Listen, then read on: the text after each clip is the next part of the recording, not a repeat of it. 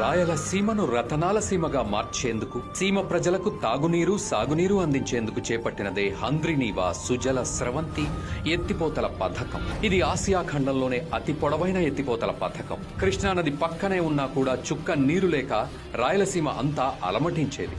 అయితే ఆ సీమ కష్టాలను తీర్చేందుకు దిగువన పారుతున్న కృష్ణానది జలాలను ఎగువనున్న రాయలసీమకు అందించేందుకు చేపట్టిందే ఈ హంద్రీనీవా ఎత్తిపోతల పథకం. ఎక్కడో దిగువన ప్రవహిస్తున్న కృష్ణానది జలాలను దాదాపు 374 మీటర్లు ఎత్తిపోసి రాయలసీమలో ఉన్న 4 జిల్లాలకు దాదాపు 565 కిలోమీటర్ల పొడవున కాలువల ద్వారా తాగునీరు, సాగునీరు అందిస్తూ రాయలసీమకు దాహం తీర్చింది హంద్రీనీవా. దివంగత ముఖ్యమంత్రి డాక్టర్ వైఎస్ రాజశేఖర రెడ్డి హయాంలోని హంద్రీనీవా ప్రధాన కాలువ పూర్తయింది.